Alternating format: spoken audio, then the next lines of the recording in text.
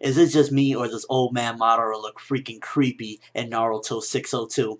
Alright, so this chapter takes place from where the last one left off in the flashback, and judging from the pacing of this chapter, I'd imagine we're going to probably have roughly 5, 6, maybe even 7 flashback chapters. I might be stretching it, but this chapter had a little bit of a slow pace to it. It was just like getting you introduced to the flashback and getting you introduced to the atmosphere of Obito literally waking up from just, experiencing what happened with Kakashi and being with this freaking creepy old Madara.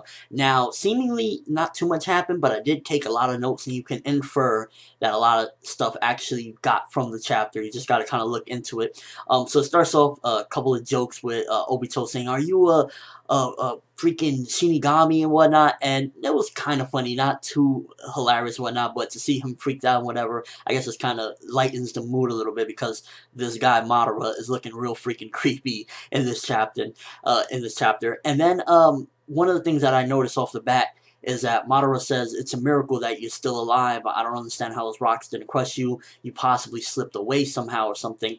And that immediately leads me to believe that it's possible that he immediately activated his Mangekyo Obito, because it's possible that he used Kamui without even knowing it, and then like he just teleported back where the rock left him. Or partially some of his body teleported away, and that's how he survived, like, his other side. Because the way Madara said it, you somehow slipped away. It's possible that he activated his Mangekyo. Now, it would seem a little ridiculous, like, whoa, how he activated, he just got his Sharingan, how he got his Mangekyo.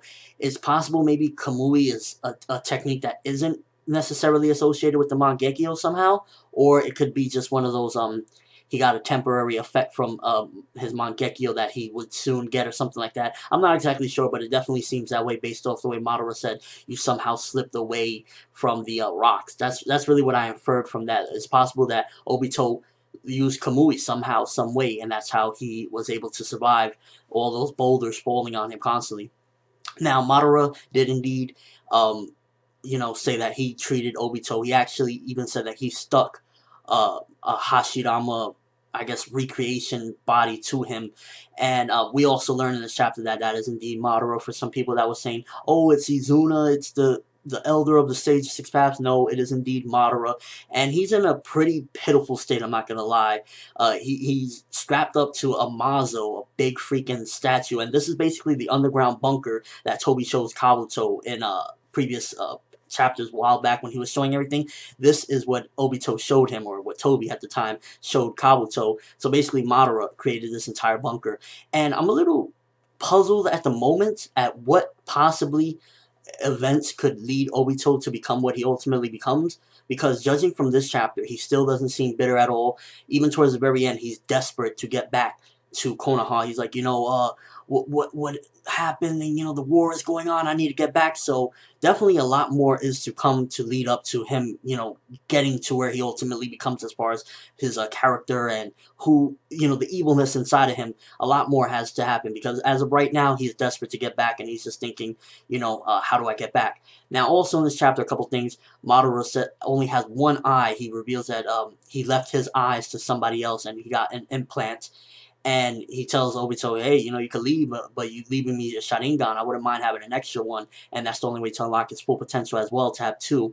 So by this given point, you can assume that he gave his real eyes to Nagato. Why? We still don't have that, and that'll probably lead up to that. I'm guessing that we're going to get quite a few time jumps within these flashback chapters, and we're going to know, everything, how Madara survived, because as of right now, he's saying, if I take these cables that are attached to my back off, I'm going to die.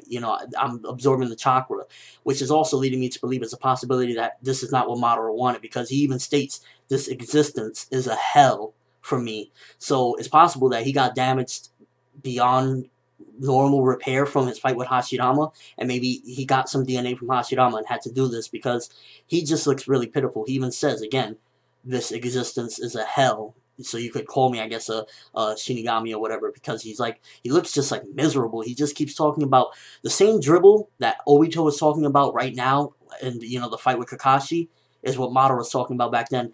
This reality, and a new reality, and all this stuff, and it's like,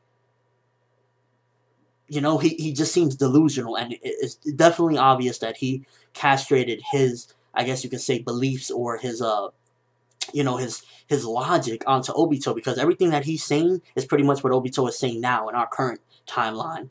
So it's definitely a lot more to lead up to it.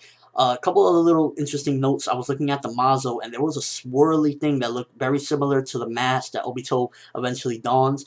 So it's a big possibility that Obito got his mask from this DNA from Hashirama, because all of this looks like it's just a masking of Hashirama. I guess that's the best way to put it. It's just like Hashirama DNA freaking goes wild, and it's just all over the place. It looks like Zetsu's dripping down already. So Madara pretty much put together a lot of the groundwork that Obito eventually uses later on.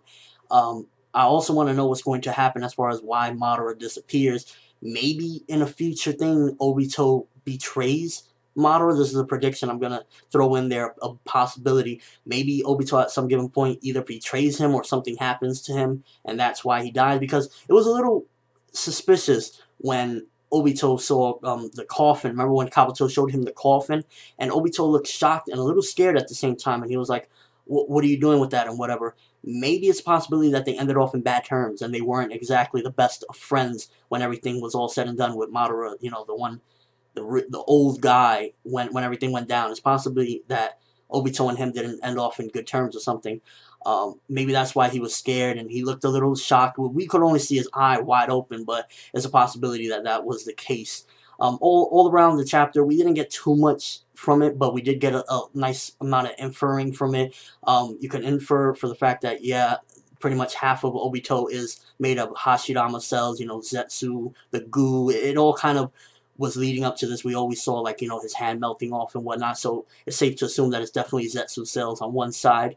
And, you know, a couple other different things. Madara basically was in a bad condition, and there's also, you can note that too, he was watching everything that happened, and or not everything, but a big chunk of what happened in Kakashi Gaiden at the end, because he says, the way you got damaged, it was you helping some friends, right? So he was watching him.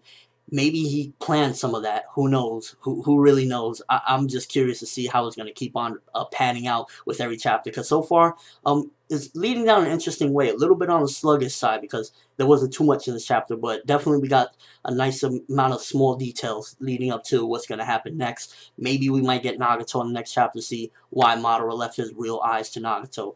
Who knows? Overall, I enjoyed the chapter. I enjoyed seeing the flashback. Hope it keeps getting more interesting and more interesting, because this is a flashback that I actually wanted to see, and I think I can agree, or you guys can agree for the most part, that this is something you actually wanted to get a flashback of. Let me know in the comment section below.